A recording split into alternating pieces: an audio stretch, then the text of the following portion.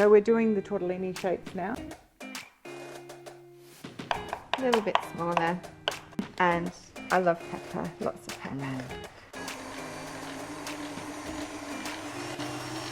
And cut. It gets quite tricky on a hot day. Pull the index finger out and squash your thumb and your middle finger together. Roll the arms round and then squash the arms together. Nice and brown there. I'm going to do what I do best, and that is eat.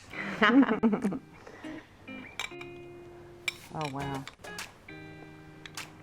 Toss the sage. I'll see you later. So good. Oh my gosh. Isn't that yum?